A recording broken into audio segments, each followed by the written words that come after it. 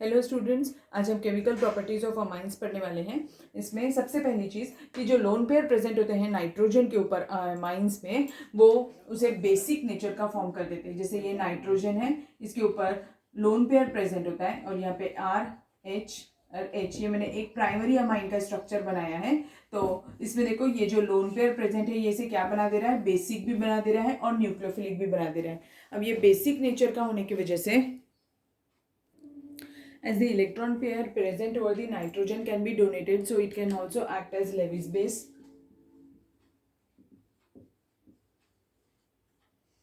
And this nitrogen can also accept a proton, so it can also act as a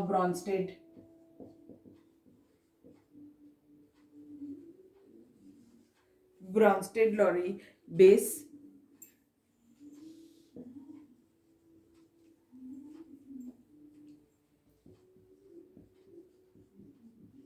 When RNH2 is treated with any acid, any halo acid, it gives a reversible reaction and it forms RNH3 positive charge, X negative. Means a salt is formed. Whenever an acid reacts with a base, it always forms a salt, and this salt, when treated with base like NaOH, it regenerates the parentamine. When it is treated with NaOH, NaOH is what? It is a base. It regenerates, that is RNH2 plus NaX plus water. ठीक है. So on the basis of this reaction we can say that they are basic in nature. amines are basic in nature. अब और भी reactions हम पढ़ सकते हैं. मैंने यहाँ पर एक सिंपल सी रिएक्शन, आपको जनरल रिएक्शन बताई थी. हम इससे प्राइमरी अमाइन के साथ रिएक्शन देखेंगे तो देखो कैसी दिखेगी. When C2H5NH2 is treated with HCl, it gives C2H5NH3Cl negative.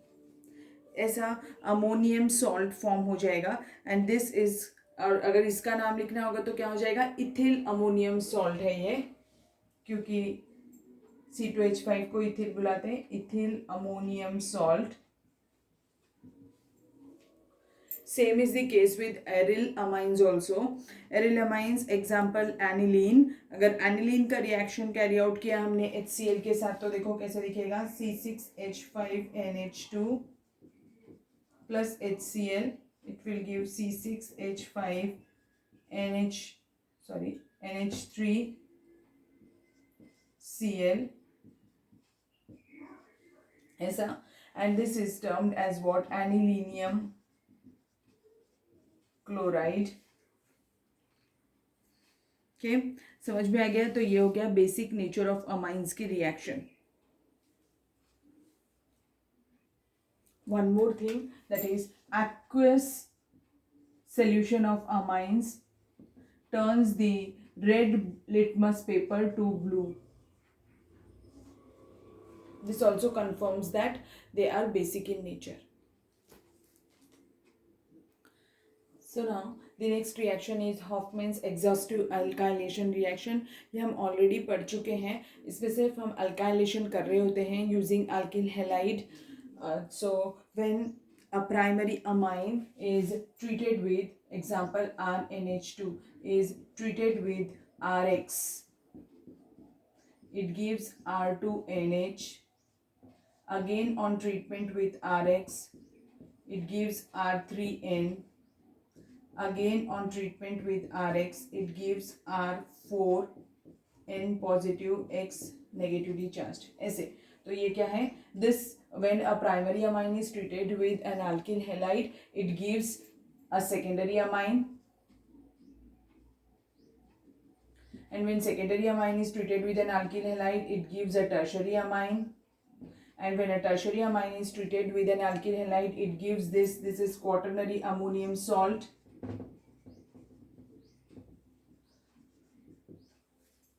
Okay. अब सेम रिएक्शन हम प्राइमरी, सेकेंडरी और टर्शरी तीनों के साथ कर सकते हैं. The only difference is what, in the number of moles पे डिफरेंस आएगा। जैसे अगर मैंने प्राइमरी अमाइन लिया है तो वो 3 मोल्स कंज्यूम कर सकता है अल्किल हैलाइड के। अगर मैंने सेकेंडरी अमाइन लिया होता तो वो सिर्फ 2 मोल्स यूज़ करता, और अगर टर्शरी तो वो सिर्फ 1 मोल यूज़ करता अल्किल हैलाइड का। ठीक है, तो ऐसा है। And one more thing, this reaction follows SN2 mechanism. इसीलिए टर्शरी अमाइंस जो होते हैं वो टर्शरी अल्किल हैलाइड्स के साथ में हम ये रिएक्शन कैरी आउट नहीं करते, क्योंकि ये रिएक्शन कौन सा मैकेनिज्म फॉलो कर रही है, SN2 फॉलो कर रही है। तो उसमें ऑर्डर क्या होता है, प्राइमरी सेकेंडरी। प्राइमरी सबसे ज़्यादा रिएक्टिव होता है, फिर सेकेंडरी और फिर टर्शरी। तो टर्शरी यहाँ पर रिएक्ट नहीं करेगा, टर्शरी अल्किल हैलाइड की बात कर रही हूँ मैं। ठीक है, तो ये हो गया हॉफमैन्स एग्जॉस्टिव अल्काइलेशन रिएक्शन। समझ में आया आपको मैंने क्या बताया। अब इफ एक्सेस, अगर सपोज करिए ये सब रिएक्शन क्यों हुई, क्योंकि हमने क्या यूज किया है, excess of alkyl halide use किया है, तभी ये रिएक्शन होगी। अदरवाइज ये तभी इसे हम एग्जॉस्टिव अल्काइलेशन बोलेंगे, और ये ज्यादा क्वांटिटी में अल्किल ग्रुप यूज करे, that's why it is termed as exhaustive alkylation. And अगर ये रिएक्शन हम in presence of mild base carry out करते हैं so that it neutralizes the acid. इसमें बाई प्रोडक्ट देखो ना क्या आने वाला है, इसमें बाई प्रोडक्ट क्या आएगा, HX will be the by product. मैं अभी आपको ये जनरल रिएक्शन दी है, मैं अगर किसी कंपाउंड के साथ ये रिएक्शन कैरी आउट करूँ, जैसे example CH3NH2 is treated with CH3I so that it gives what, CH3 twice NH. Again on treatment with CH3I it gives CH3 thrice N. Again on treatment with CH3I it gives CH3 4 times N positively charged and I negative. इस सभी reaction में जो by product है वो है HI। ठीक है, so this reaction is carried out in presence of mild base like sodium bicarbonate के प्रेजेंस में रिएक्शन कैरी आउट करते हैं, so that it neutralizes the excess of HI which is formed in the reaction. अगर same reaction हम methyl iodide जो मैंने की है, तो हम इसे जैसे CH3I के साथ कैरी आउट की है, तो it is also termed as exhaustive methylation of amines. क्या बुलाते हैं इसे, अगर आप CH3I यूज कर रहे होंगे तो हम इसे क्या बुला सकते हैं, exhaustive methylation of amines.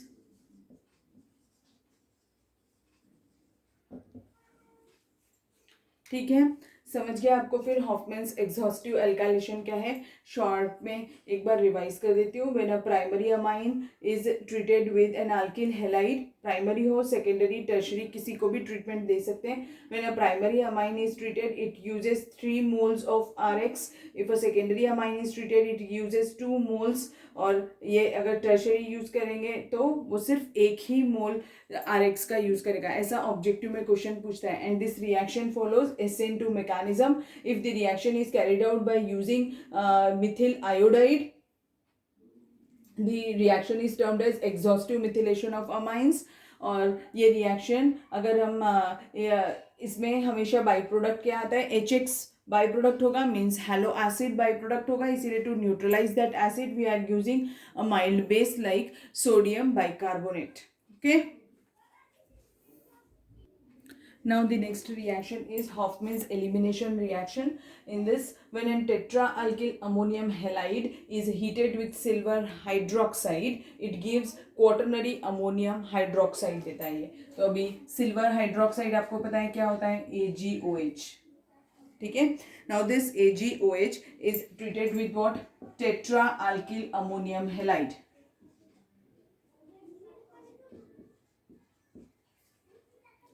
C2H5 N CH3 3 times positive charge, I negative. This is tetra-alkyl ammonium halide. This on treatment with AgOH it gives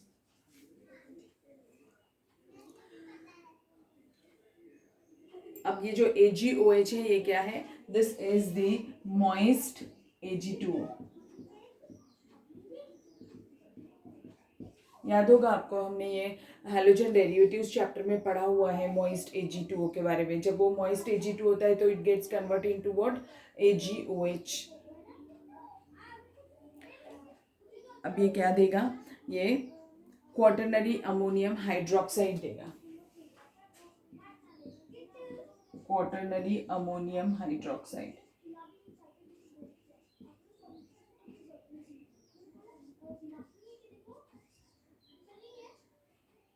this is quaternary ammonium hydroxide form हो जाएगा, प्लस बाई प्रोडक्ट क्या होगा यहाँ पर, AgI।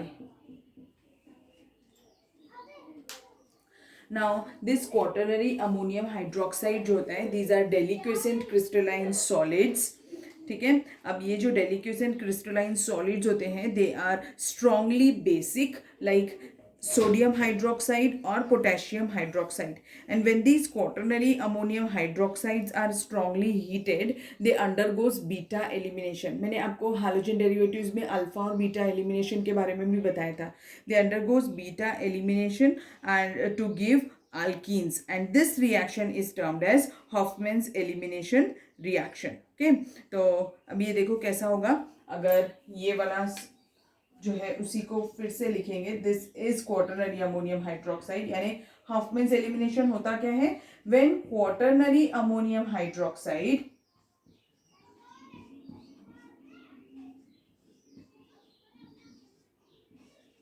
Is heated, it undergoes elimination. और कौन सा elimination show करते हैं ये, बीटा एलिमिनेशन शो करते हैं, टू फॉर्म एन अल्कीन। तो ये वाला जो पार्ट है ये एलिमिनेशन कैरी आउट करेगा, तो क्या बन जाएगा, CH2 डबल बॉन्ड CH2, तो ये एक अल्कीन फॉर्म हो जाएगा, मीन्स इथीन प्लस क्या रहेगा इसमें, CH3 thrice N plus H2O, ये OH और यहाँ से एक H लिया होगा उसने, तो H2O। So this reaction is termed as Hofmann's elimination reaction. ठीक है, समझ में आ गया अभी आपको। तो मैंने दो रिएक्शंस पढ़ाई, फर्स्ट वाली क्या थी, हॉफमैन्स एग्जॉस्टिव अल्काइलेशन, और दूसरी क्या है, हॉफमैन्स एलिमिनेशन रिएक्शन। ठीक, आज की क्लास के लिए इतना काफ़ी है, बाकी का हम नेक्स्ट क्लास में पढ़ेंगे। Thank you.